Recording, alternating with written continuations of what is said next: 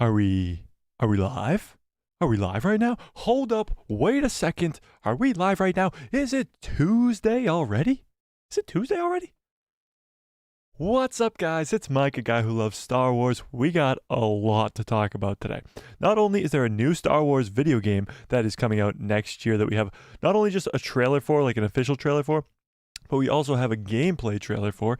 Not just that, though. We got news about the Andor show and its budget and why other shows last year suffered because of it. We're going to speculate about all of that as well. But also, breaking news today, there have been delays. The Rey movie, the Heir to the Empire movie, the Dawn of the Jedi movie, every movie that we think is in production right now has been delayed. And it is official. This is actually happening. Delays all over the board for Marvel, for Avatar, and for Star Wars. Disney has delayed everything. So we're going to talk about all of it, of course. We're going to talk about all of it. Smash a gosh darn like on this video, hit subscribe, all that fun, stupid stuff that I have to say at the beginning of every video, because if you don't do it, then what am I going to do? Okay, let's start off with this game. First of all, how are you guys doing? How's everybody doing tonight on this fine Tuesday evening?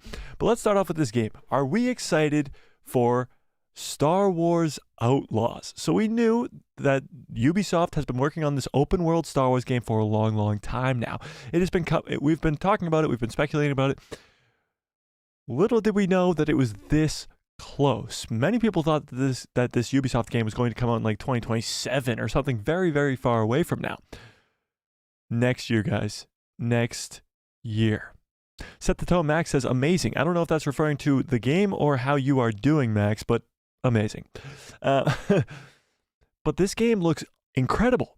It looks a lot like Jedi Survivor, which is a good thing, but it's not. It's a smuggler. There's no force. Like, you're not going to learn how to use the force. It is different from Jedi Survivor, but it is better in different ways. Now, we're going to talk about the game. We're going to talk about what's going on with the game, but I think we should start at StarWars.com itself to see what they have given us for information. Then we can watch the trailers, then we can speculate all we want about it, because this game is going to be awesome. I don't know. Let's see if I'm just way off here. I got really excited watching the trailer and all that other stuff. So, but let's see where you guys are at. Let's see where you guys are at. Let's put up a poll. Let's put up a poll. Are you excited for Star Wars Outlaws? Great name, by the way. Great name. And it's like characters that we've never seen before. It doesn't have to be a part of the universe that we don't know about. Like, you know, yeah, exactly. Set the Tone Max says how I'm doing is amazing, and the show too, or the game too. Yes, I agree, Max. I think it's going to be awesome, but we'll see how this poll churns out. Anthony, what's up? Anthony says, hey, Mike, am I excited? Absolutely. Love that it takes place 1 ABY and it involves the crime syndicates of the galaxy. It's a spiritual relative to Star Wars Underworld 1313. Yes.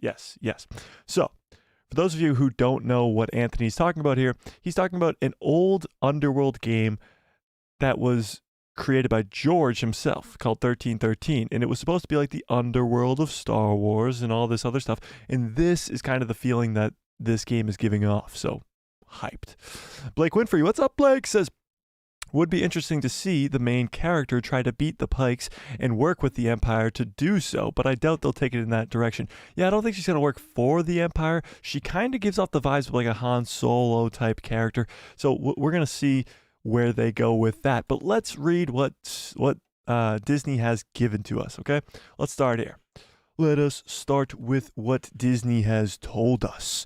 And if you guys are new around here, but if you guys haven't been here in a while, I know, Blake, you weren't here last stream, and Set the Tone Max, what do we think about the sign? Huh? If you didn't know, we're live. All right. Let's, wait, what the hell? Go, don't do what I want you to do. Why would you do something that I don't want you to do? Do what I want you to do. The computers are taking over, guys. You heard it here first. Oh, that's perfect. That was exactly what I wanted you to do. How could you know? How could you know? Blake says fancy. I know, right? It is kind of fancy. It's kind of like off. You see how it's tilted today? Like, I'll have to fix it after the stream, but it's All right. Jonathan, what's up? Jonathan says, hello. Hello there. All right, let's get into this article. Let's get into it. Jonathan, we're talking about the Star Wars Outlaw. Let's do it. Star Wars Outlaw. Okay, let me do that and then zoom in like crazy because this is way too small. Boom, boom. That's better. Star Wars Outlaw revealed. Gets the first details on Ubisoft's open world Star Wars game. All right, here we go. So this was June 11th, 2 days ago, I think. Yeah, 2 days ago. 2 days ago, we got the first official trailer for it, and then yesterday, we got the gameplay trailer for it. So, yeah. Is that still too small, or what do we think? One more, maybe? One more, maybe? How's that? That's better. Maybe one more? Oh, is that too big? What do we think? One less? Perfect. I think that's great. I think it's right. Massive Entertainment, Ubisoft, and Lucasfilm Games pulled back the curtain today on the first ever open world Star Wars game. Now these are the words that we like to hear, ladies and gentlemen. These are the words that we like to hear. First ever Star Wars open world game. We've had Battlefronts. We've had Jedi games, Jedi Survivor, Jedi Fallen Order. We've had Knights of the Old Republic, which is kind of like an RP. We've had RPGs. We've had all this other stuff. This is the first ever open world game. When they say open world, we're not talking about there's multiple worlds where you can venture through parts of the planet like Jedi Survivor kind of was. Jedi Survivor is not an open world game. It's a semi-open world game where you can do adventures on the world. But this is an actual open world game where each individual thing that you do causes a different story. Like every single decision that you make in this game, whether or not it's to kill one character or another, whether or not it's to bribe somebody, whether or not it's to team up with one person or another, you're going to have a different outcome. And it's going to be insanity. So, Star Wars Outlaws releases in 2024, which is next year. Now, we don't know when next year. I'm guessing just because we got 2 trailers for it, and one of them is a gameplay trailer. If they already got a gameplay for it, it is kind of closer than we think. So I would guess in the first half of 2024. If I were to guess, I'd say like May or June, but that's just me just spitballing. So it will be releasing in 2024 on Xbox, PlayStation, and PC. I don't know if Honey Badge is in the chat, but he was DMing me on Instagram just wondering if it was on PlayStation because they didn't say it or something. I don't know. It is on PlayStation. But it won't be on the old consoles. If you have a PlayStation 4 or an Xbox One, you won't have it. Set between the events of Star Wars Empire Strikes Back and Star Wars Return of the Jedi. So in between episode 5 and 6 is where this takes place. In between those 2 episodes, players will step into the role of Kay, I'm guessing it's Kay Vess. So Kay Vess is a new character. She was never a character before. She's a brand new character. A clever scoundrel in the galactic underworld. Greatest words I've ever heard in my life. A clever scoundrel in the galactic underworld. In Star Wars Outlaws, I'm guessing it's K. We think it's K, right? K. I'm guessing. K. Okay? K. Okay. Kay is looking to attempt one of the biggest heists the Outer Rim has ever seen, all in an effort to start a new life. You can check out the official key art featuring Kay and her companion Nyx, perched atop her shoulder. So this like little creature, we'll get a closer look at him in a minute, but that's Nyx. Along with the trench coat wearing BX commando droid. So yeah, that's right. You have Han and Chewie. You have Lando and was it LS? What was the droid from the Solo movie? You have Lando and that droid. You have what's another duo in Star Wars? Grogu and Din Djarin. You have a bunch of duos throughout Star Wars, Han and Chewie being the most famous one. Now you're gonna have Kay and this commando droid. I don't know if it has a name yet or not, but it wears a trench coat. I mean, how much cooler does it get? Okay. And it's way past the time of the droids, by the way. Like, commando droids walking around is weird. But, yeah. And other mysterious details. To the right, and the announcement trailer below. So we're going to watch the trailer as well.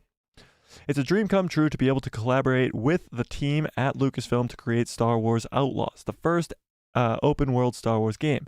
Julian, not even gonna try, Grady? Sure.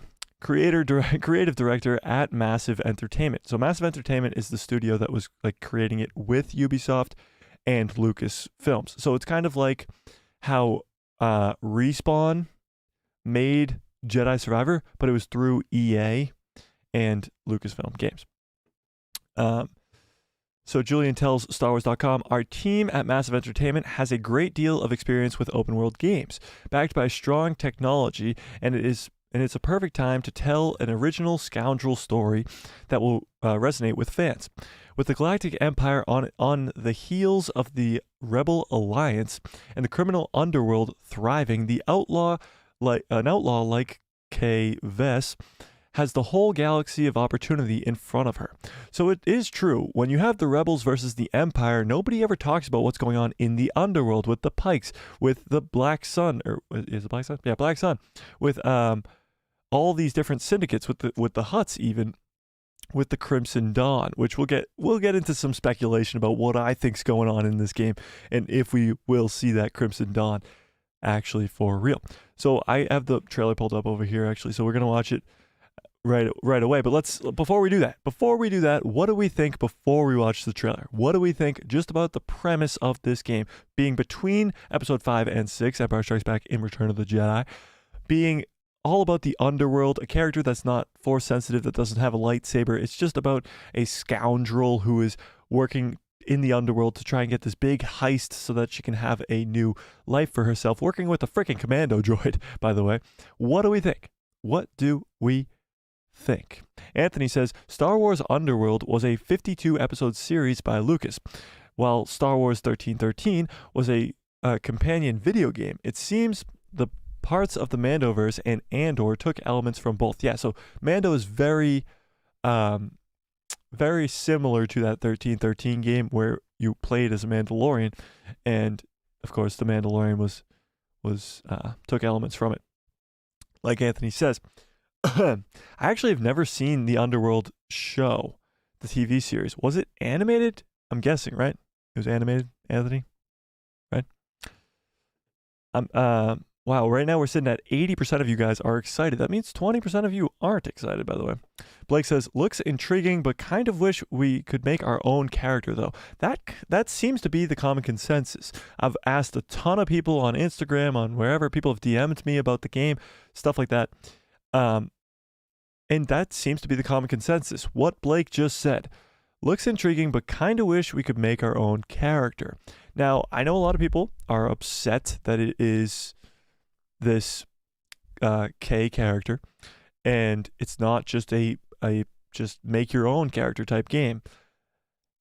That would be a lot harder to do, of course, if you're making the game, and I think they wanted to gear more towards the open worldedness. It's a word, look it up. Open worldedness instead of the character customization stuff. Now, maybe further down the line, when we get more open world Star Wars games, Blake, we'll get to the point where we can customize our own character. But it might be like you can customize Kay, like you could customize Cal Kestis in Jedi Survivor. But I agree, a lot of people have had that same concern where they wish that they could create their own character, a lot like GTA. This game is kind of a lot like GTA, more story mode of GTA, but there's no online, I'm guessing. But I agree with you. I agree. I wish you could make your own character, but what are you gonna do? What are you gonna do? You can't win them all, I guess. But let's watch this trailer because it seems like we can. And the greatest news out of all this is it has 2.1 million views just on the Star Wars account on YouTube in the first 2 days. 2 days. 2.1 million views. So let's watch it. Let's watch this trailer. I'm going to put on the volume, but we're going to pause it every once in a while just so we don't get copy struck. We don't want to get copy struck, guys. We don't want to do it. Okay. Let's do it. So this is the official trailer. This is not the gameplay. This is the official trailer. Okay? May contain content inappropriate for children. These are dangerous times. At least that's what I hear. The Empire?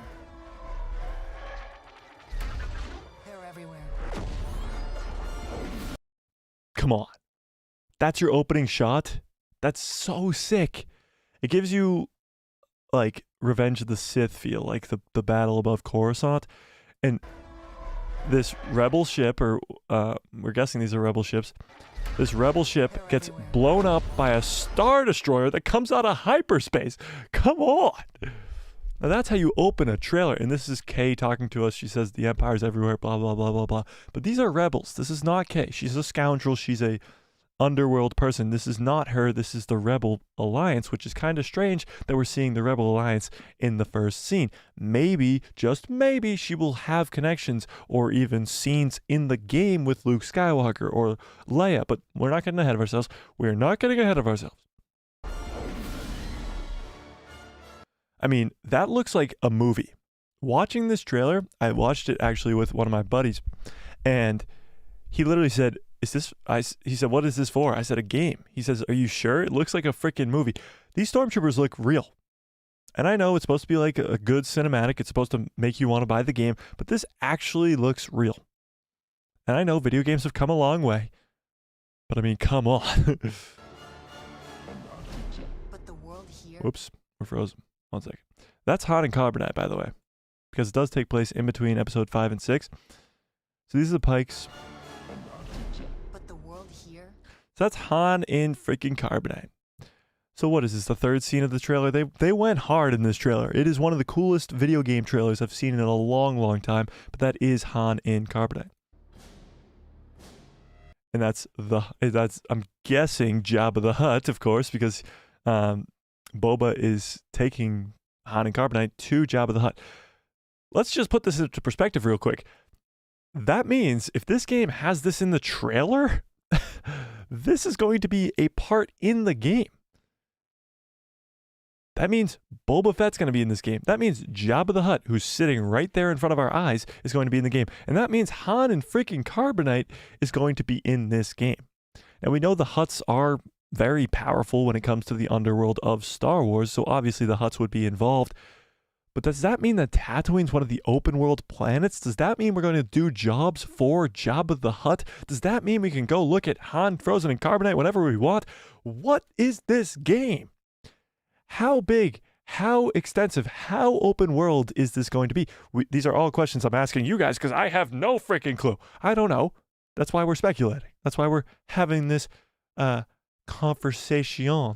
Spanish. That's right. I'm that good. We're bilingual over here. Just kidding. Don't test me. I don't know Spanish. Okay, moving on. Belongs to the syndicates.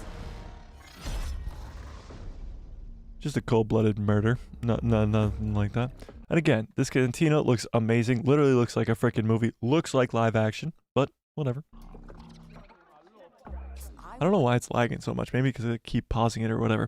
But this is your main character. This is Kay. Kay Vess, I believe, or Vis, Ves, Vis, Vus, Vas, Vis, Vuas. This is Kay.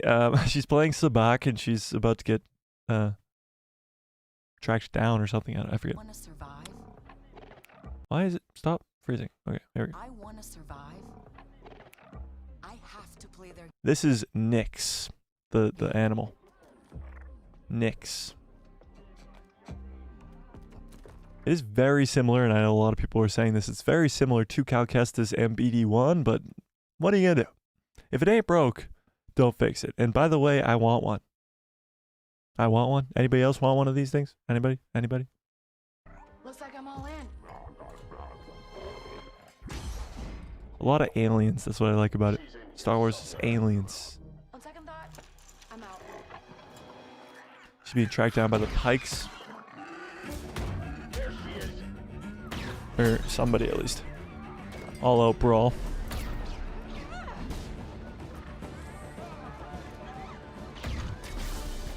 Throwing a nade.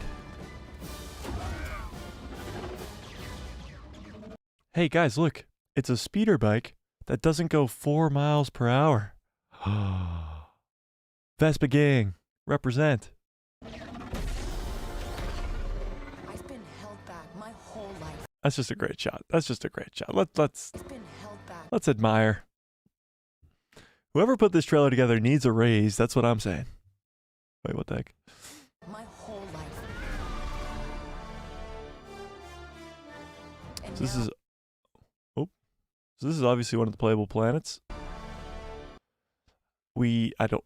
As of right now, I don't know what planet this is. It looks very similar to a lot of planets that we've seen in Star Wars, but I don't know if they're going to involve the Empire all that much. I seriously doubt you'll see Vader. You'll see a lot of stormtroopers. I doubt it's going to be more centered around the underworld and less of the Empire and less of all this other stuff, you know? and now, Stop lagging, please. Thank you. I just need a chance to finally be free. Wherever that takes. This is her ship. You see it. You're going to see it a lot in the gameplay when we watch the gameplay. But it is very... it looks very similar to the Millennium Falcon. I believe, actually, this... Now, somebody correct me if I'm wrong in the chat, but I believe that this is a concept design from the Millennium Falcon. Now, I don't know that for sure. I just off the top of my head, I remember watching a documentary, I think it's on Disney Plus, about George Lucas and the creation of the first Star Wars. And I believe this was one of the first concept designs for the Millennium Falcon. I might be way off, but I think it is. I'm here to offer you a way out, okay? So this Jalen character, Get off my ship, Jalen.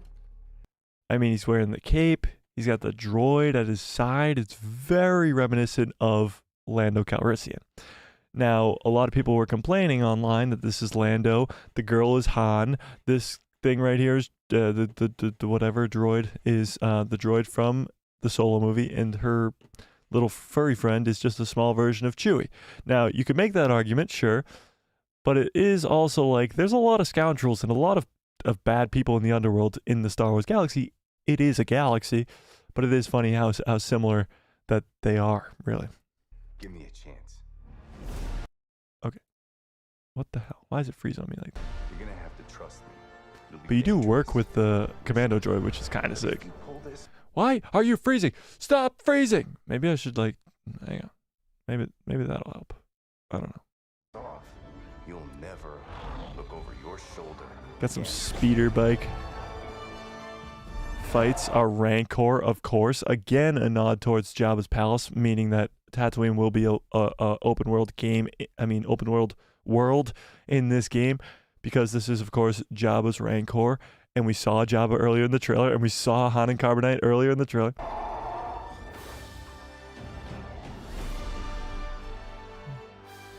That kind of looks like this kind of looks like the planet from The Last Jedi. What's that rich planet?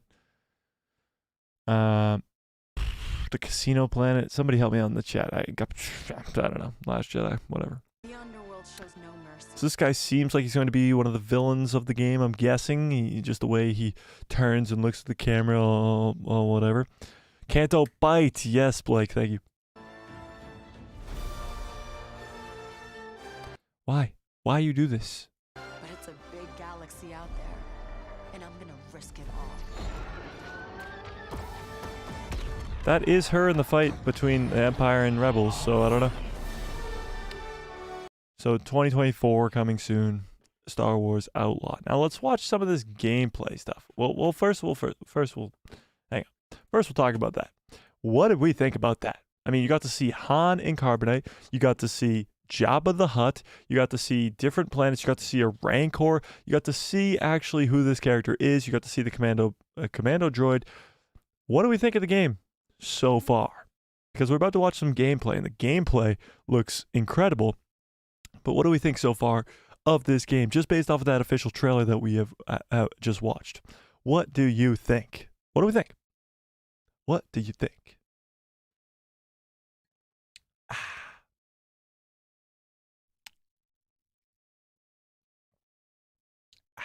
Okay.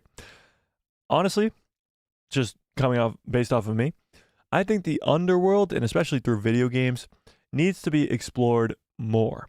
The Crimson Dawn, we're going to speculate a little bit about what we think's going on after we watch the gameplay trailer, and we're not going to watch the whole thing. It's like 10 minutes, so we won't watch the whole thing. But I think the Crimson Dawn being involved, or if they are involved, I should say, then you can bring in Kiara, and you can also bring in the Crimson Dawn as a threat in the Mandoverse as well. We know how they like to tie in these video games into live action, just seeing how Cal Kestis is most likely going to come into live action sometime soon, hopefully in the Mandoverse, but I don't know. I don't know. Blake says, nice to see something between episode 5 and episode 6. Well, Blake, I don't know if you read Star Wars comics, but almost like all of them take place in between episode 5 and episode 6. All of the Vader comics, all the Star Wars comics, a lot of them do. The War of the Bounty Hunters, that was all about Boba trying to get Han to Jabba. If you like comics, there's a lot of in between 5 and 6 there. But yes, I know what you mean. Getting something actually to play, like a video game, or to watch, like a show, getting some content in between episode 5 and episode 6 is a great idea. I believe, how long is it between episode 5 and 6? Is it 1 year? Is it only 1 year? Because Han's in Carbonite the entire time. So if he's in Carbonite for longer than a year, that's a long, long time. Somebody, should we look it up? Anybody got that off the dome? I'm going to read Lou the Goats first. And then, Lou is back! What's up, Lou? We missed you.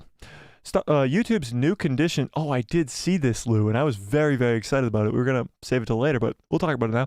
YouTube's new conditions to be qualified for the partner program are 500 subscribers. Cha-ching!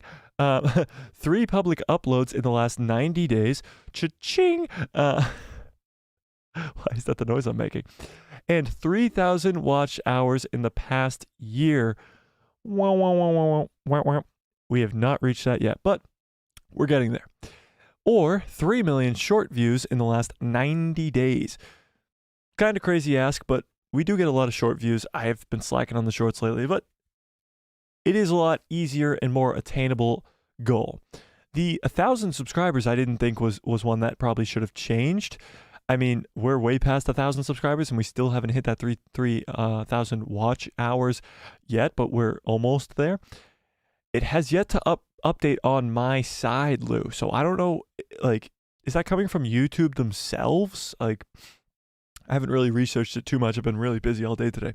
But yeah, I don't know. I really hope it's true if that is the case. And you do say YouTube's new conditions, so maybe it is straight from YouTube themselves, Lou.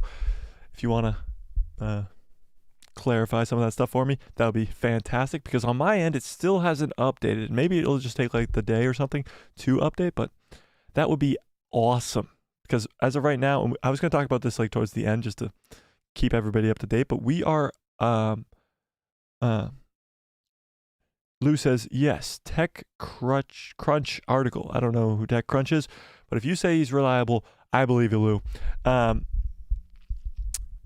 We are currently at 2,200 watch hours. So we are, if that's the case, only 800 watch hours away. And I think we can make it, seeing how we got like 6 months to do so. Because we've just been thriving over these last 6 months. And I can't wait to get to the point where we can do giveaways, get to the point where we can do some awesome, cool, fun stuff, because we are in that partner program with YouTube themselves. But yeah, all right, back to Star Wars Outlaws, because that's what you're all here for. I like the game. I think it looks fantastic just based off of that trailer alone. And I know people are going to be like, the Star Wars Eclipse trailer looked awesome. Where's that, Mike? But, and you have a point. Of course you have a point. But I still think we're going to get Star Wars Eclipse, just not for a while. I think this game, again, we got a release date, 2024. Not a specific release date, but that is next year. And we got a gameplay trailer. So we're a lot further along with this Ubisoft open world Star Wars game called Star Wars Outlaws. Just even having Jabba, Han, and Carbonite, Jabba's Rancor in that trailer is insane. It's insane. It's so cool. It gets me so excited. And just the fact that it's between episode 5 and 6 also gets me excited. But let's watch some of this gameplay, because it is so cool. So this gameplay, I think, it's coming from Ubisoft themselves and Xbox, I believe. It does not have the 2 million views like the trailer did, but it does have almost 200,000 views. And again, may contain content inappropriate for children. Turn away if you're a child. May contain content. Wow, that was loud. Inappropriate for children.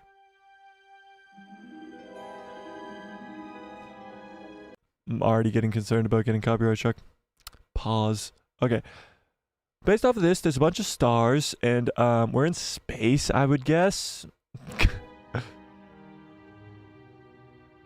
I was wrong.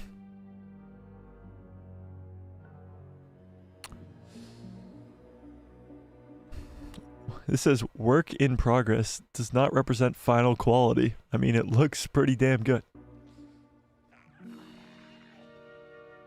What is this? Looks very familiar. I don't know. This is Nyx stealing this thing. This is, of course, not the gameplay. Maybe it's a cutscene, but we'll get to the gameplay in a second. Why is it lagging on me like this? There we go. Fixed it. So this is, of course, Kay. Okay. So she's about to fight some pikes. So this is the gameplay. So this is, of course, your third person. The objective right here is leave the area. And you got a gun in this bottom corner. You can use Nyx to do specific tasks. Take down somebody. She doesn't have a lightsaber. She doesn't have the Force. She literally punches them in the face. This gameplay looks unbelievable. Oh, why does it do that? This gameplay looks unbelievable. So this says restricted area. So this is, Ubisoft made, I believe they made Destiny and Destiny 2. Somebody in the chat help me out. Did they make Destiny? Ubisoft? They made, shit, what game did they make? What did Ubisoft make? They made another open world game. What was it? Somebody in the chat help me out. But usually when it says like restricted area, it means like a no respawn zone. So you'd have to like start over from where you started the mission or something like that. So that's kind of probably what the restricted area means or something along those lines. Like in Destiny 2, it says like a no respawn zone. Not the biggest fan of Destiny games, but when it comes to Star Wars, open world games, sign me up. So here's the thing. This is open world. So literally every inch of this room you can explore. Of course, there are pikes everywhere, but you can explore it.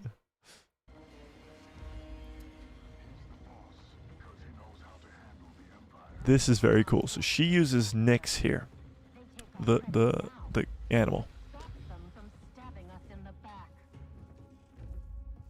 So here's where you can really see how open world and how different each playthrough could be.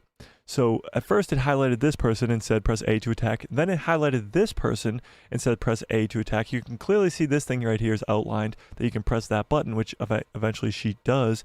But the next thing it does is distract. So then you can put Nyx in the middle and distract all of them. So there's a bunch of different outcomes to every situation where you can have Nyx attack each individual guard. You can have Nyx distract the guard and you can go a different direction.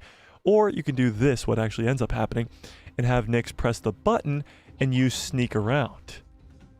There's just unlimited potential when it comes to these open world games because there's unlimited different ways you can get around. You can cause a ruckus and try and shoot your way out and maybe die, or you can go stealth mode like this. Hang on tight, little buddy.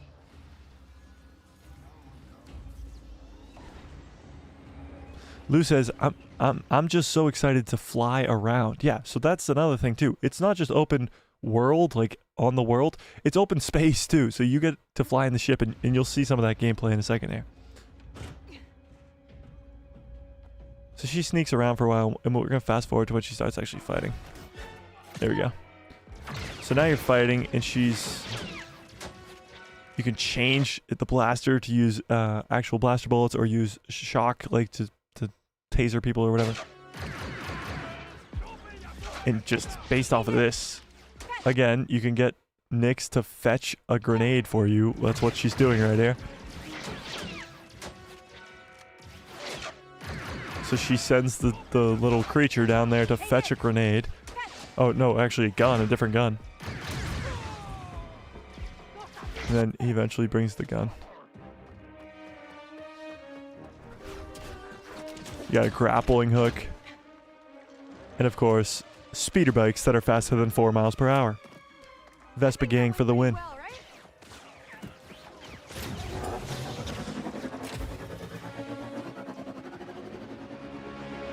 And you got chase scenes. I mean, wait till you see this. This is not the quality of video. I don't know why it's being so crappy right now, but this is not the quality of video that is the gameplay, okay?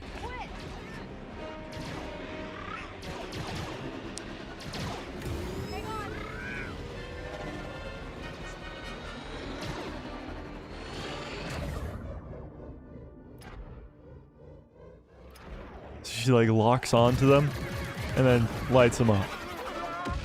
It's very GTA-esque. Like very GTA-esque. Like you can slow it down like you could with Franklin in GTA 5. It's very cool. That was close. ND5, I got the package. Where are you? Then she just ends up getting to her ship or getting to the cantina. What? No droids allowed. So ND5 is the commando droid's name. She can't be trusted. Who can out here? Commando droid's so cool. I mean, it's the middle of the Empire. Middle of the Empire. And you get a commando droid. Looks like R2-D2. Or wait, looks like RDR2. What? Round 2 and I still like my odds. K-Vess. Back already. I told you she's fresh, but she's good. Talking with an Imperial officer. Just a friend. Join us. Underworld is very sketchy, and we're gonna get to play through the Underworld where you can't trust anybody. You can't trust the people you work for. You can't trust the Empire. Definitely, you can't trust anybody. Oh, Red Dead Redemption 2. Sadly, and I know everybody tells me it's the best game ever. It's the best game ever, Mike. It's the best game ever, Mike. I've never played Red Dead Redemption 2. I actually played online with some of my buddies for a little bit, but I never played through the story. I know.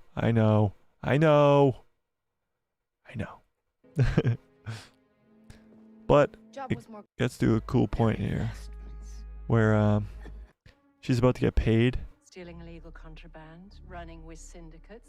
and then the Empire lady stops her, and this is what happens. I could say you're a threat to the Empire, but I won't have Dude, thought RDR2 was a droid. What? to with your smart Oh, me? Yeah, I did. Yes, I did. I mean, with a name like RDR2, wait, what do you expect? I didn't play Red Dead 2, okay? Okay, I didn't play it. But here's the thing.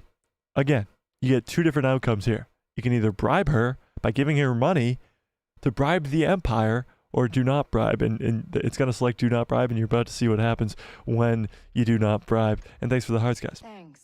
But I'm smart enough to get myself out of trouble. You pay the tax just like everyone else. Whoa, kid. Let's just relax. You won't And this is where it make really Shara gets like alive. GTA. Maybe. So she leaves after just threatening an Imperial officer. Pretty smart. Smart. All troopers, we have report to the And then you become most wanted, and it's literally like GTA, because now you are wanted. And it's kind of like getting 4 or 5 stars, or whatever it is, stars in GTA. First time we've outrun the Empire.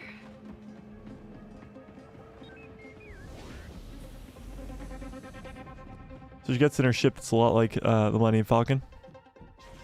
And this is where you actually get to see the space fighting and stuff like that. This is unbelievably cool.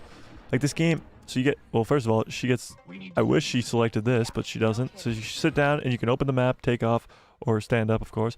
But I wish you opened the map because we don't know how many planets there are. We don't know how many planets are in this game. We don't know what is actually going on, how much space you can travel through, all of it. But she does end up leaving the planet. But she's still wanted, so when she enters space, she gets attacked by TIE fighters. This music is really worrying me that we're gonna get copy struck, so I'm gonna pause right there. We're gonna fast forward to when they start to get attacked by whatever. Good? Nothing on the sensor. So Toshara, sure. Toshara, I'm guessing is the planet that they just left. We've never seen that planet before. It's not in any live action Star Wars, at least, so you're gonna have newer planets, of course. So then she gets attacked by TIE fighters, and you get some space fighting. TIE fighters on us. zoom in and take them out. Like, this looks unbelievably good. Feel inclined to remind you that we should shake the Empire quickly. Thanks, I'm working on it. Shake the Empire, like you have to shake the cops in GTA.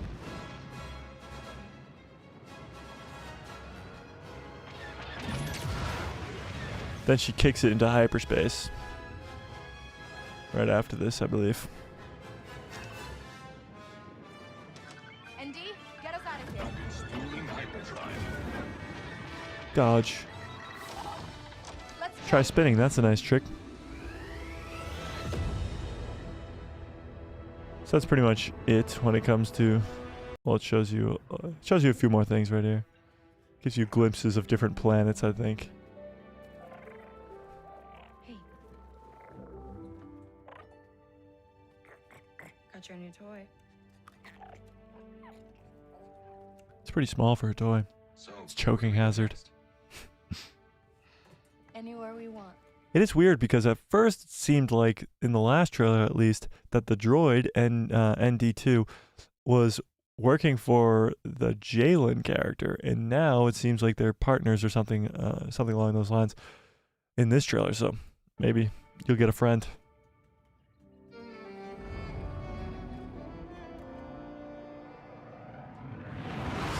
So this just gives you glimpses of what the game's gonna look like.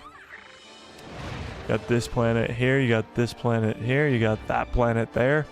Oh, that's Tatooine. That's Tatooine, 100% Tatooine. Tatooine confirmed. Playable planet.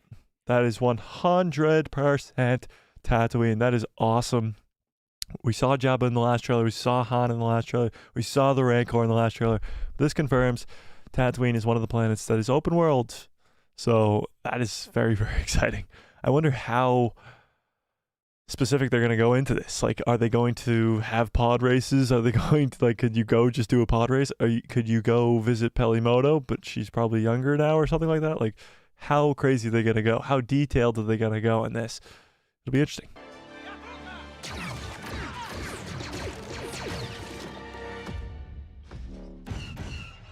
Of course, you got to get the walker in there. That looks like Canto Bight again. Actually, no, it doesn't, because Canto Bight was on the water now. Yeah, it looks like... Oh, maybe it's, what's the one from, The Rise of Skywalker? Kajimi? Was it Kajimi? Something like that? Something like that. So many different planets. Is that Coruscant? What do we think? Is this Coruscant? Anybody? That's not. That is that... Wait. Oops, pause. That is definitely Kajimi. If you remember from Rise of Skywalker... Oh, don't do me like that. Here we go. That is definitely Kajimi. Like, Babu is right through that door. I almost guarantee it. Babu is right through that door. Wow, why does it keep doing that? This planet, not too sure. Kind of looks like Kobo from Jedi Survivor, but I doubt it. Is this Coruscant? Oh, Ed, what's up? Says Nar Shaddaa. Or Nar Shaddaa, however you want to pronounce it. This might be Nar Shaddaa. I'm just Nar Shaddaa. What do we think? Which one? Nar Shaddaa? I think it could be. I mean, it's either that or Coruscant. So I think it's more likely to be Nar Shaddaa just because it's the underworld game. And if you're doing open world Coruscant, it's going to be a freaking big ass world. So yeah, it's probably Nar Shaddaa. You're probably right.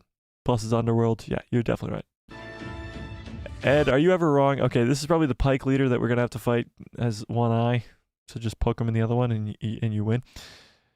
I just beat the game already, guys. You're welcome. Just poke this guy in his other eye. You're welcome.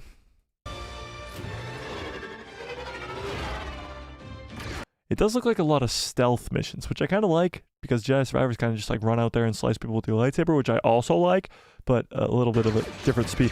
Why? Why you do this? Why? Taking down stormtroopers is kind of cool. Fighting TIE fighters.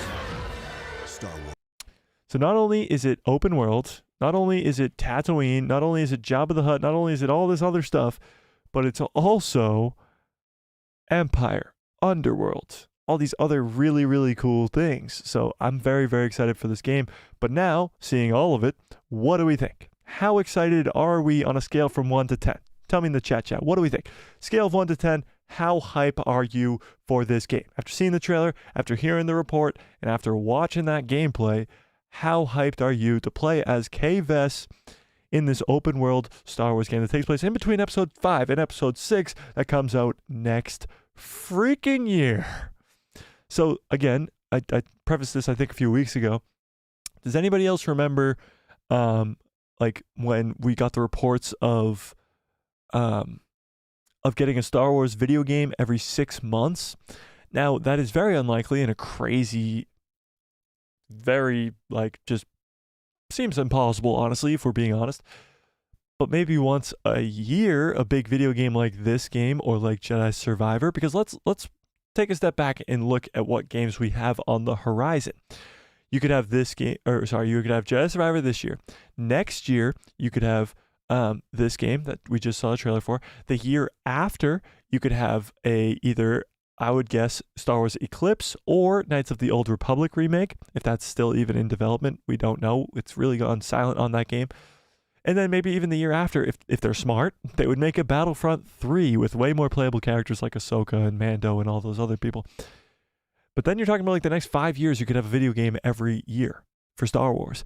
And that would be a great thing. And at least one of them has to be like a Battlefront 3. It has to be a multiplayer game where you can play with your friends because that's what people want to do. So many people, millions of people are still playing Battlefront 2 because they want to play a Star Wars game with their friends. Like, Star Wars is also fun to play multiplayer, just as it is to play single player. Ed says, I'm really excited for this one. Not an EA. So that's a +5 to my rating. So I guess I'd have to make it in 105 out of 10 for excitement. 105 out of 10 is pretty high, if I do say so myself. Now, so when I watched the first trailer, I was excited. I was like, okay, maybe an 8 out of 10, I'm excited. Comes out next year, got a lot of waiting to do. Then I watched the gameplay, and I was like, blown away. So my hype level for this is probably around like a 9.6, 9.7 out of 10. It is very, very high. I try to keep it lower because it's still a year away, and I can't just keep anticipating this. But again, until then, we have Ahsoka, we have Skeleton Crew, we have Acolyte, we have all this other stuff until we get there. So we're going to be fed pretty well as Star Wars fans for the next coming year or two at least. And as I always say, it's the best time ever to be a Star Wars fan right this very second. So yeah, I'm excited. I'm very, very, very, very excited. 9.6. I'd give it a 9.6 out of 10 excitement level. Not quite at the 105 that Ed's at, but I'll get there soon. I'll get there soon. Very, very, very exciting. And the best part is, we just talked about this for 48 minutes, and I could talk about it for another 48, but we won't. We'll talk about the other news that there is today. It is less exciting news, which is kind of a bummer, but two things. Andor cost $250 million to make. It sounds so stupid when you say it out loud. That is an insane amount of money for a show that barely got watched. But shout out to the Andor fans. Tell me in the chat if you're an Andor fan. I'm an Andor fan. Don't get me wrong. I am. Don't get me wrong. I am.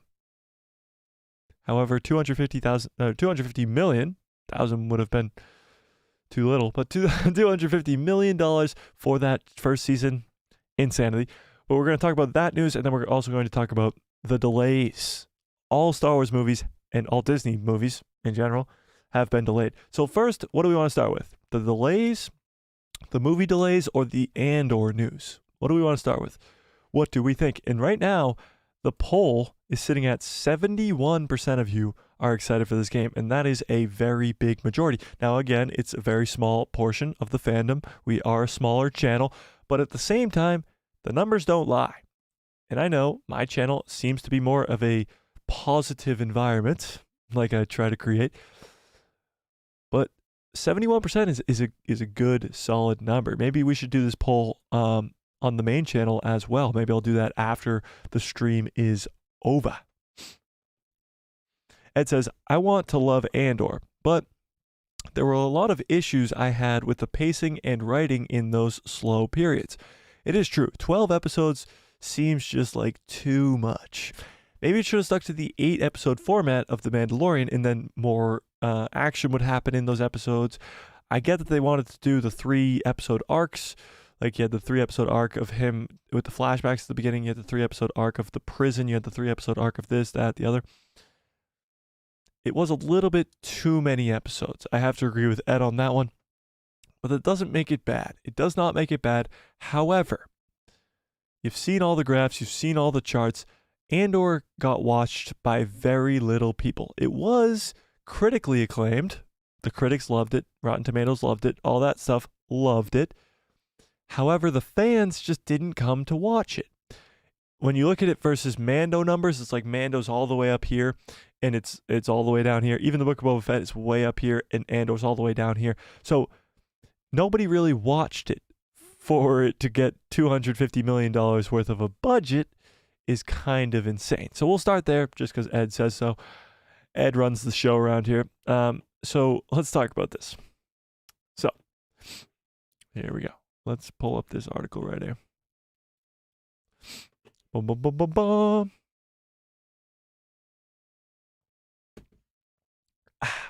By the way, I'm working on a wicked cool video about these delays. I think it's one of my best videos ever, by the way. But we're working on that video. So, yeah.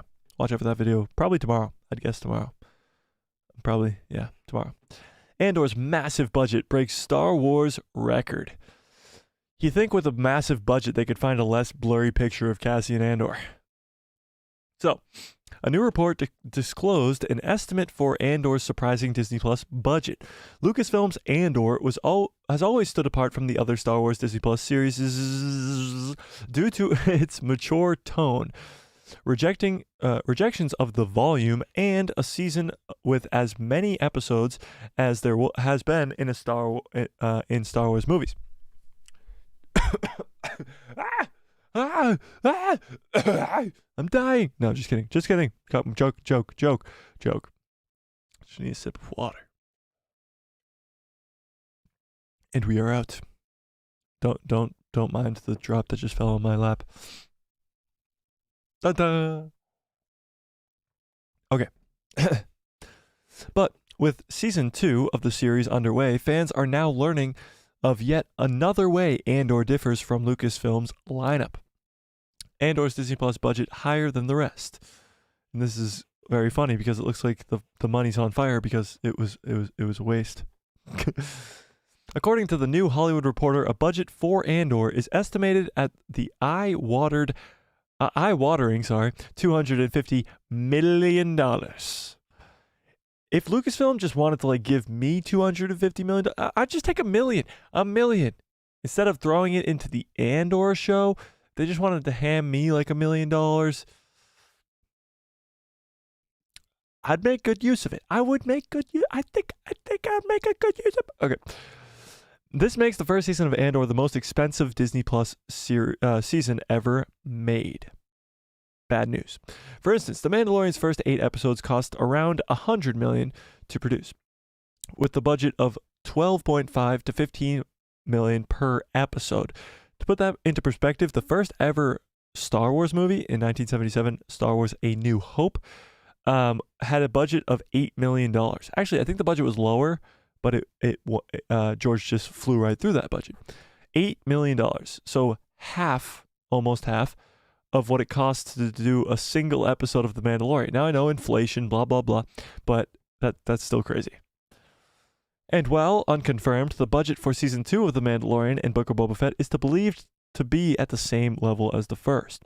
Last year's Obi-Wan Kenobi show was rumored to be slightly higher at $25 million per episode and $150 million for the season because it was less episodes than The Mandalorian. Also, the upcoming Star Wars 2023 Star Wars Disney Plus series Skeleton Crew is an upspent with a reported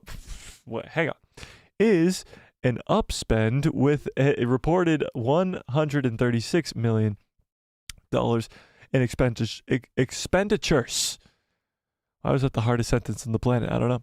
In comparison, and/or to Marvel Studios' Disney Plus series per episode budget, with entries like WandaVision, Falcon and the Winter Soldiers, and Hawkeye hover around that same Kenobi with allegedly $25 million per episode. In retrospect, Andor writer and showrunner Tony Gilroy, who also is working on season 2 of the series, certainly sees his show as an anomaly and a product of the perfect time and place. Due to Andor's inarguably what's up with all these big words? Article? Sorry. Coupled with its tone and commitment to practical sets. Again, they don't use the volume, they use practical sets.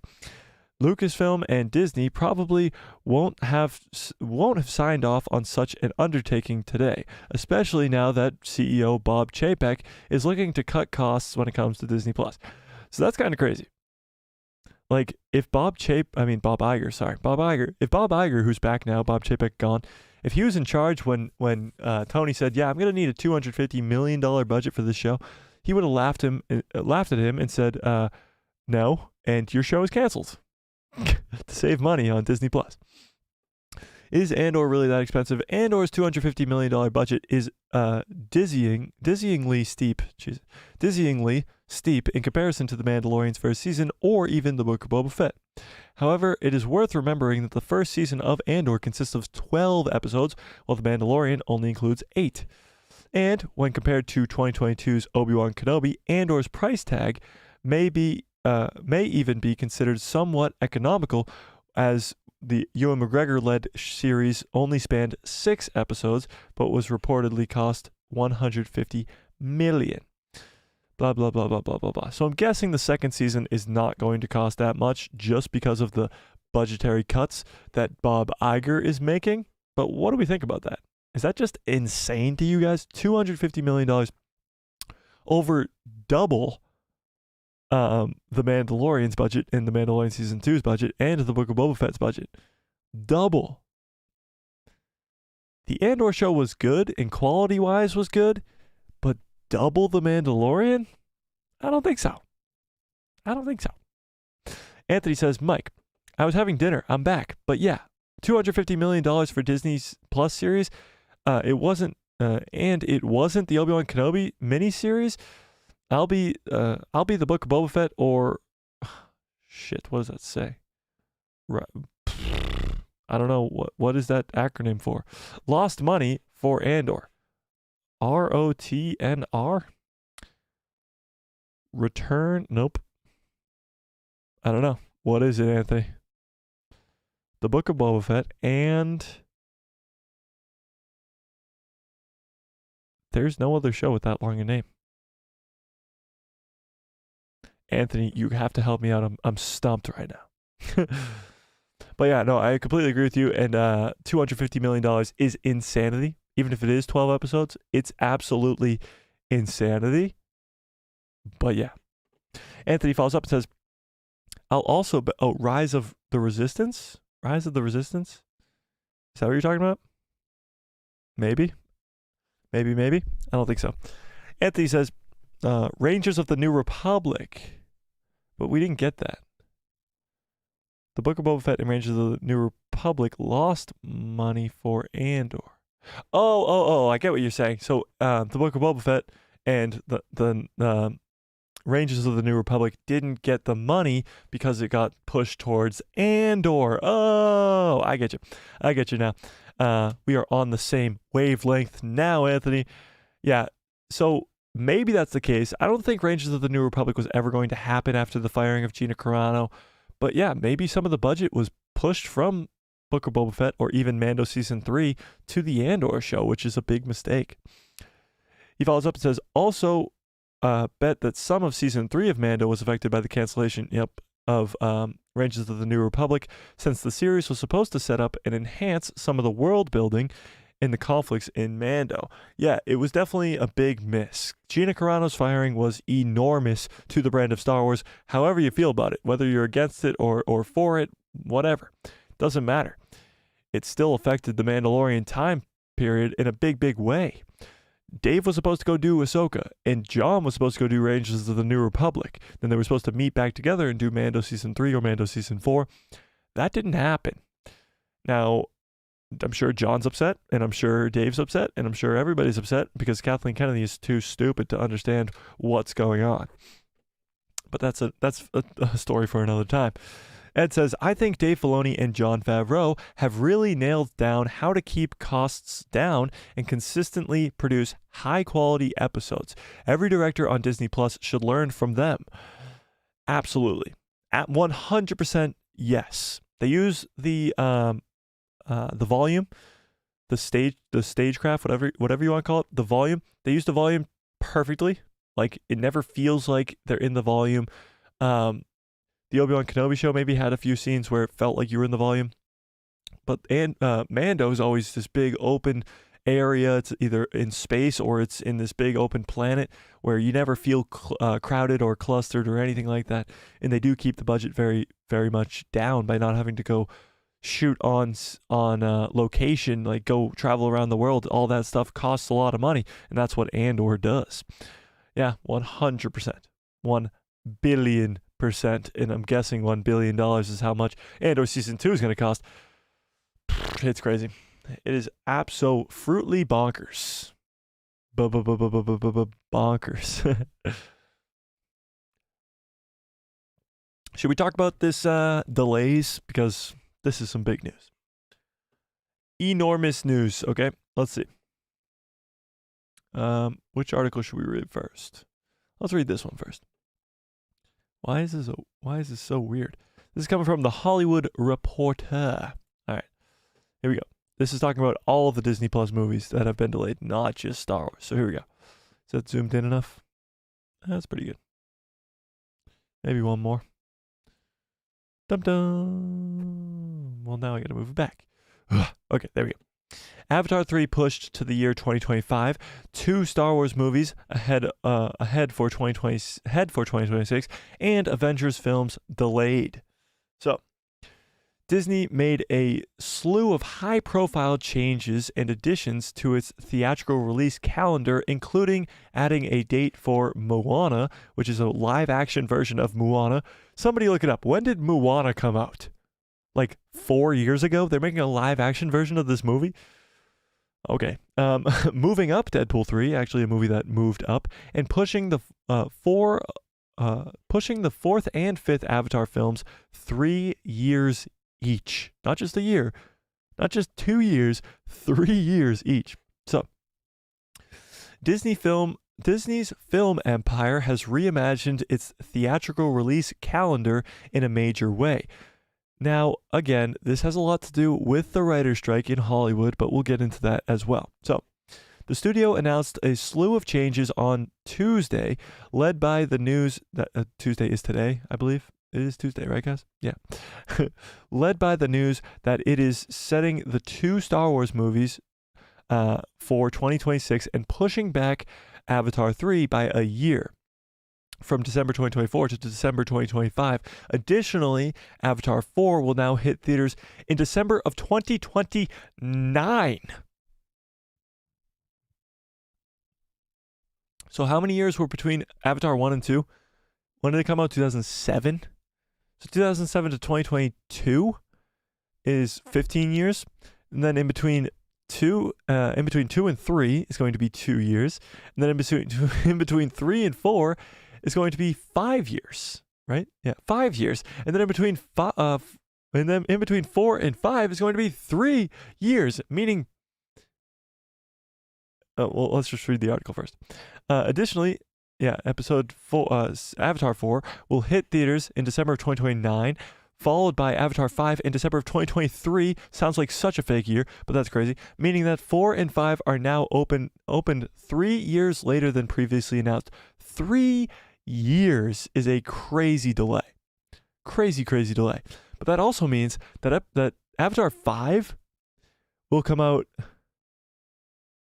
What was that? Wait. Somebody do the math. What's 31 minus 7? Quick maths. Exactly. Oh, jeez, why is that so hard for me to do in my head? Oh, it's yeah. So 24 years between Avatar 1 and Avatar 5. That's insanity. Insanity. Other highlights: Ryan Reynolds fans will be happy to learn that the untitled Deadpool 3 will now open in theaters on May 3rd of 2024 instead of November 8th, which is a bump up of almost like 6 months, which is good news. Also, on the Marvel Studios side, Avengers Kang Dynasty has been pushed a whole year from May 2025 of May of 2025 to May 1st, 2026. The feature has embattled Jonathan Majors attached in the lead role. The actor is facing assault charges in New York court. The follow-up, Avengers Secret Wars, has also been pushed a year to May 7th of 2027, so they're kind of doing the Avengers Infinity War, Avengers Endgame type thing. Disney already announced live-action Moana, which again is ridiculous, and has received a theatrical release of June 27th of 2025. 20th Century has added another installment of the Alien franchise date for August 16th of 2024. Blah, blah, blah, blah, blah, blah, blah. All right, here we go. Lucasfilm has not had a Star Wars feature in the theaters since 2019's Star Wars The Rise of Skywalker, so that's been 4 years, and now it's not going to be till 2026, which will make it 7 years until we've had a Star Wars movie. So here's what. At April Star Wars Celebration, it teased its theatrical features, including a feature to star Daisy Ridley, another from The Mandalorian's Dave Filoni, and an epic from James Mangold. On Tuesday, Lucasfilm moved a previous dated Star Wars film from December of 2025, to May 22nd of 2026. That means we have a specific date for the next Star Wars movie, 7 years after its last. The Ridley featured is furthest along in development and will likely to open on that date. And curiously, Lucasfilm revealed on Tuesday's announcements that it has added a new Star Wars feature for just 5 months later, December 18th of 2026. So we're going to get 2 Star Wars movies in the same year. Now we can assume that those are going to be Dave Filoni's movie and the Rey movie. Rey movie coming first, I'm guessing. Another Star Wars movie is staying on its current date of December 17th of 2017. So you're going to get 2 movies from Star Wars in 2026 and 1 a year later in 2027. So we're guessing it goes Rey movie, Dave Filoni movie, James Mangold movie. Crazy, crazy, crazy, crazy. Then it goes into all the Marvel delays, and we won't get into that too much. We'll go back to the Star Wars delays in a moment. But what do we think about all of that? Ed says 31 minus 7 is 24. Thanks. Yeah, thanks. Quick maths. What do we think? It is crazy that there is a delay at all, but the delay is only about 5 months. From December of 2025 to May of 2026 is about 5-6 months. So, depending on when in the month, I guess. So it's a major delay, obviously, but it's not that crazy. Because if you were going to get that movie in December of 2025, then you get a movie in December of 2026, then you get a movie in December of 2027, well, then you're getting a Star Wars movie every year. Now they just push back that first one a few months, which is most likely going to be the Rey one. But should we be concerned? Is this a cause for concern, or is this a party because they'll have more time to think about what they've done? Here's the thing. We talked about all the reports that if Kathleen Kennedy does not get this movie out by December of 2025, she is fired. Now, I don't know if that is still in effect because of the writer's strike. Now, the writer's strike is the reason for these delays. It is.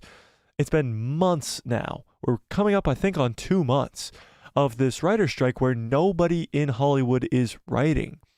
So, of course, stuff's going to get delayed. But is Kathleen Kennedy's job still on the line? Is she still not going to be president of Lucasfilm? Or was that just because the writer's strike wasn't a thing before? What do you guys think? Do you think Kathleen Kennedy's job is on the line right now? I still think she's gone by the end of this year. I think Indiana Jones is going to perform poorly. I think it could be good, but I think it will perform poorly. And I think that she'll be gone because of it. She not only killed Star Wars, or is trying to kill Star Wars. She can't because Dave Filoni's the GOAT. She's trying to kill Star Wars. She already killed Willow. She's now going to kill Indiana Jones. and she's gonna be gone. She's going to have tried to kill every one of the Lucasfilm's IPs, and then she's going to leave. That's pretty much it. Kathleen Kennedy's reign as president for over a decade is just going to be her trying to ruin everything. That's what she's going to be remembered by. All negativity. Let's be honest. She's a producer on every good project. The Mandalorian. She brought John and Dave together. Dave Filoni has constantly said that because of Kathleen Kennedy, he feels like he's able to come to live action. He's able to do a Star Wars movie. And she was producer on Rogue One. She was producer on all the good Star Wars content that we've gotten. Doesn't matter.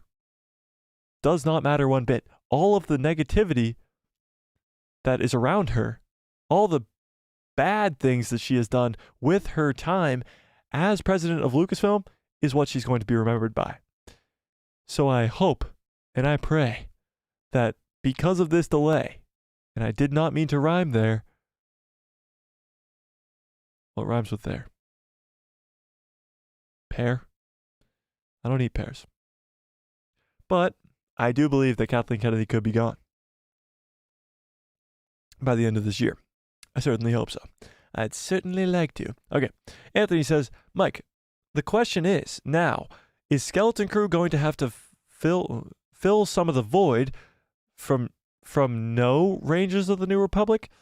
I bet those 4 kids in the show will bump into the members of the underworld. Interesting. I don't know.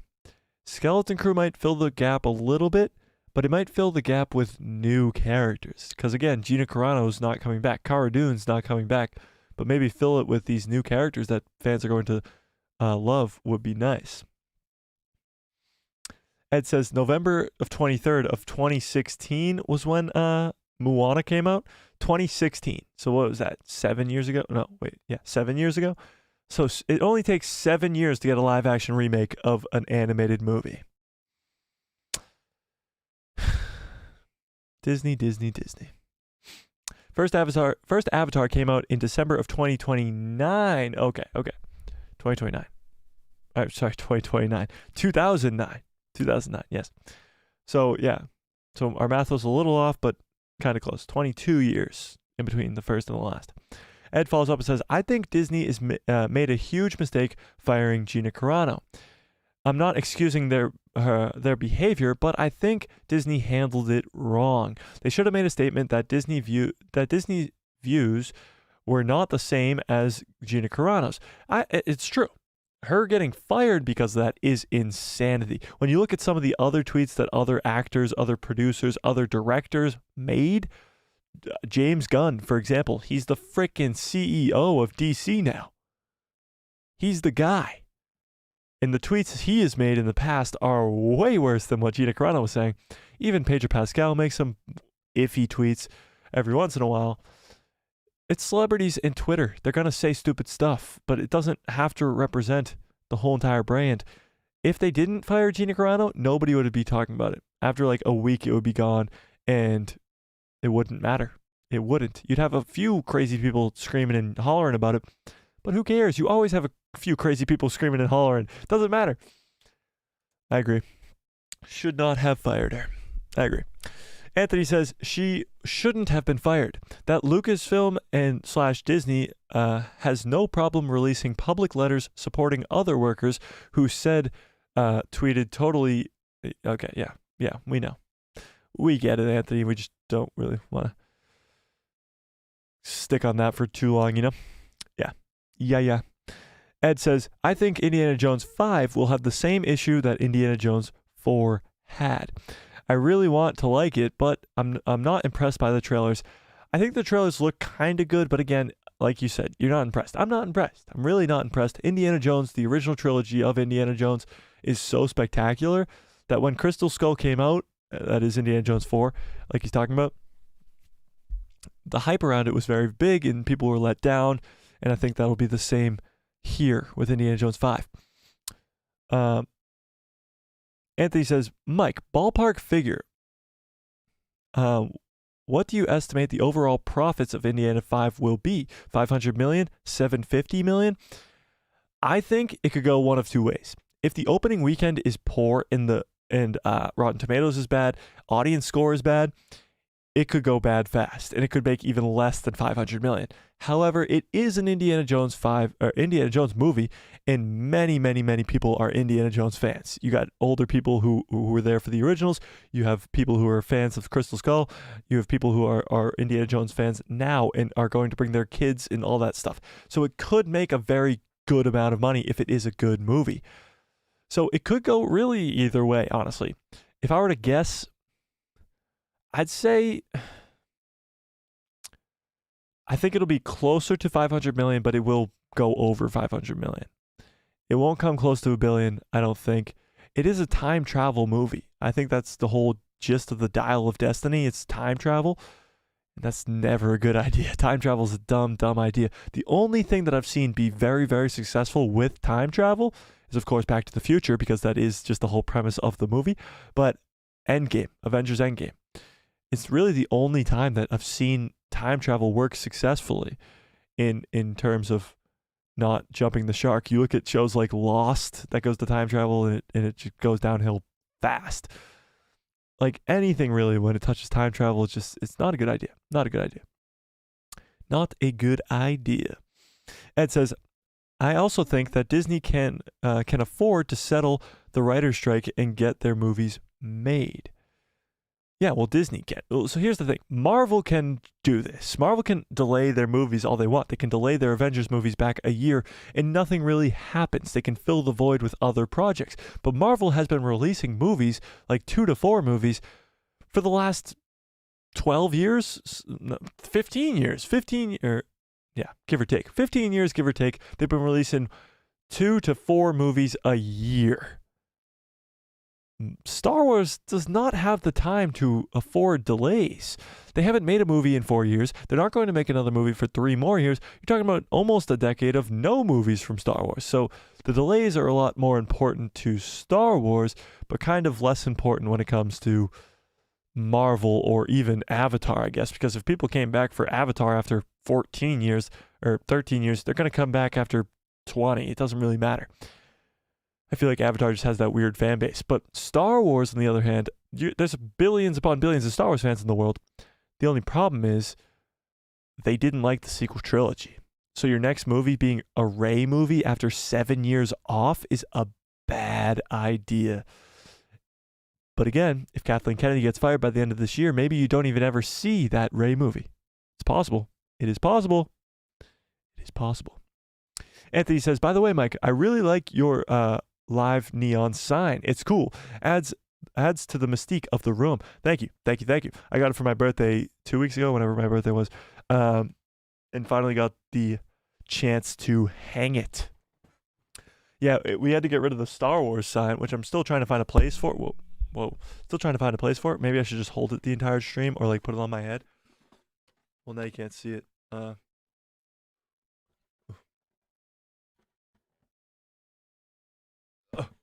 don't know. Trying to find a place for the Star Wars sign. Because it's Star Wars stream, and even though it says live and there's a bunch of Star Wars pop figures, a Boba Fett helmet, C-3PO's head, and a lightsaber, maybe some people just get lost and click on the wrong video and don't know that it's Star Wars. So I'm trying to get the Star Wars back in the realm of the shot of the frame. Maybe there. Cover up Boba. Maybe something like that. I don't know. And we did get rid of the glowing Death Star too. Kind of a bummer, but I think the live one is better. I do believe. And that just ate all my batteries so quickly. But yeah. Yeah. Thanks though. Yeah, I love the live sign. It's very, very cool, and it makes me feel like I'm live. Makes me feel alive. Yeah, 100%. So delays are the worst, but we live and we learn, and Lucasfilm's kind of stupid, but whatever. And the poll is right now at 78% of people are excited for this game, which is awesome. Ed says, I have the glowing Death Star too. Very cool. Yeah, no, that's awesome. That's awesome. Maybe we should get together and our glowing Death Stars can have a play date. I'm losing it. It's past 9 o'clock. It's past my bedtime. Okay. What was I going to say? Where was I? Anything else? We got anything else going on in the Star Wars realm? What do you guys think about these delays? Should we be concerned? Should Kathleen Kennedy be concerned for her job? What do we think? What do we think? We've had news about the Rey movie, a lot of news about the Rey movie. Idris Elba possibly being the villain now. Small rumors of Luke Skywalker coming as a Force Ghost, and even Anakin Skywalker coming as a Force Ghost. Hayden Christensen coming back to reprise the role. I don't know. I feel like even with all that news, people are still so negative on the Rey movie. I just don't know if we'll ever get over that hump, and if anybody will ever actually see the Rey movie as a win. I don't know if we'll ever get there. I don't know. It's a weird spot to be. Anthony says, Mike, how soon before characters and incidents from Star Wars Outlaws get adapted into live action or even animation? It's interesting because it's a good question, because the character is a scoundrel and she seems pretty cool. Maybe she comes into the Mandoverse, but here's the thing. It takes place in between episode 5 and episode 6, which is kind of an uncharted territory when it comes to the underworld especially. But we did see the Pikes in the Book of Boba Fett, so maybe we'll get some connection there. Hopefully we see the Crimson Dawn. I mean, what do you guys think about the Crimson Dawn showing up in this game? Crimson Dawn is supposed to pop back up in this time period. In comics, Star Wars canon comics, I got them right here, one second. The War of the Bounty Hunter. Boop, boop, boop, boop, boop. That's Kiara from the Crimson Dawn. This came out, I think, a year ago or so. This takes place in between episode 5 and episode 6, and the Crimson Dawn comes back in this time period. So they come back, and they come back strong. Like, they want to be a powerhouse in the underworld. So maybe you have to fight or work for or do whatever with the Crimson Dawn as well. And the Crimson Dawn, and I flipped right to the page. The Crimson Dawn, it's Kiara over here, and you got her working with the Knights of Ren.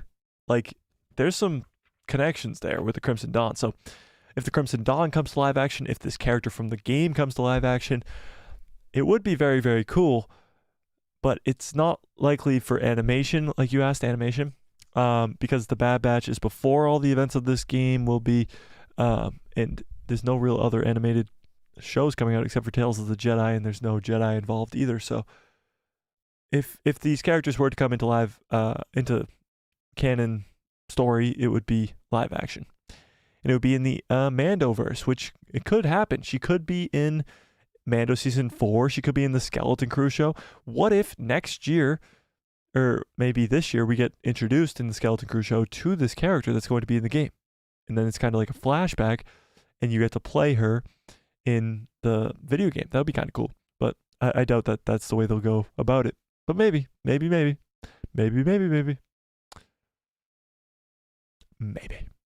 we got any other Star Wars news going on here? How about some Star Wars?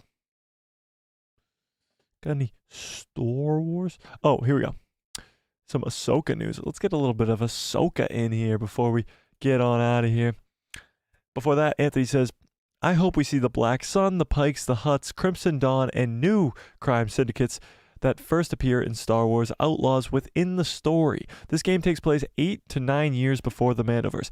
Yeah, that would be awesome. Black Sun is a great one, but of course, the Hutts, we already saw one in the trailer, and the Pikes we saw in the trailer as well, but the Crimson Dawn is that big one. Big question mark. Are we going to see Kiara in the Crimson Dawn in there? Because, of course, Darth Maul was the leader of the Crimson Dawn at one point. But here, let's get into some Ahsoka news real quick before we get on out of here.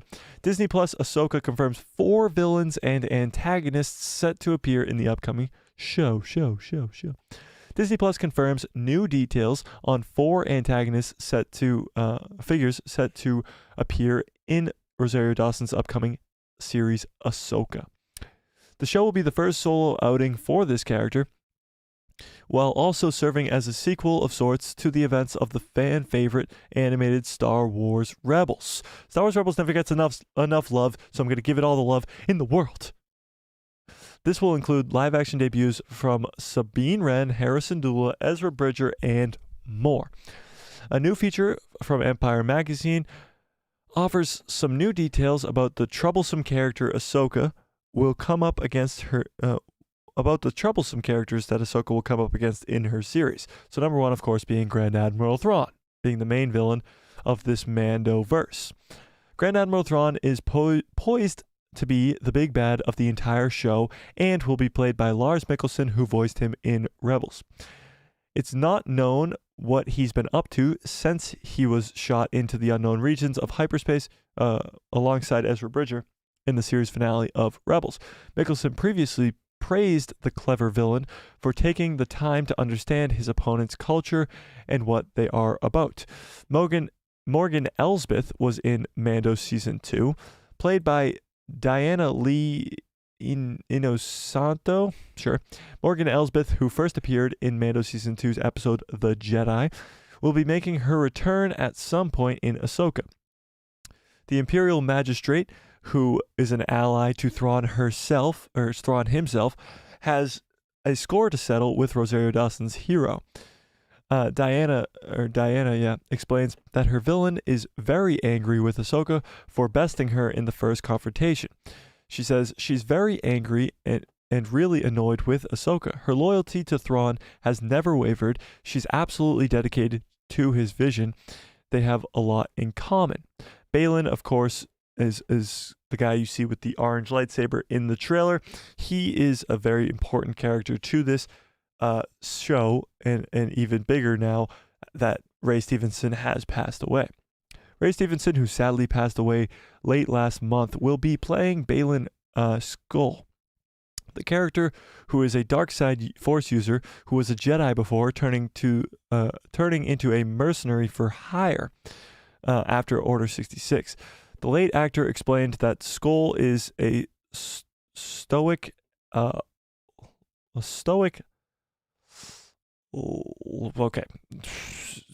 Here's why I think they did this. Of course, Balin and Shin are going to be semi-main villains of the whole thing. Morgan Elsbeth kind of being a side character-ish. But Grand Admiral Thrawn is not going to be in the season as much as most people think. I think Grand Admiral Thrawn is going to be teased out a lot. I don't think he's going to be like that big main threat through the whole season. He is, of course, the big main threat of the entire Mando-verse and will be the big main threat of the movie, but not in the Ahsoka show as well. Where was I? Anthony says, I would call the character of Balin and Shin the antagonists, not necessarily outright villains. True, they are like corrupted Jedi, and maybe they will come back to the light, I don't know, but yeah, they're more antagonists than outright villains, like you said. Ed says, I can read the stoic line, and I don't think it makes sense. Well, there you go. Thanks a lot, Ed. There you go. Doesn't even make sense. Yeah. Okay. I'm just so excited for the Ahsoka show. I'm so excited for this Outlaws game now. It's just such a great time to be a Star Wars fan. And as always, I say that literally all the time. So don't miss out on any of the fun stuff. We're going to stream the hell out of that game when it comes out, of course. But we're going to do live watch parties for Ahsoka as well. And we're going to cover all the news that's coming out until Ahsoka. Every live stream we do every Tuesdays, Thursdays, and Saturdays. So stick around the channel to come to those live streams. And of course, quick shout out to Ed, quick shout out to Anthony, quick shout out to Jonathan, to Max, to who else was here? Balls, I can't remember. Who else was here? Nick, shout out to Nick. Oh, Blake, of course, Blake. Could not forget about you. Shout out to all you guys for sticking around, coming to the stream. You guys are the absolute best. We're gonna get on out of here. Crazy day for news. Andor doing some crazy stuff. Delays, of course, and that freaking trailer for that game is awesome. And seems like most of you will agree. We have, I'll end the poll right now real quick.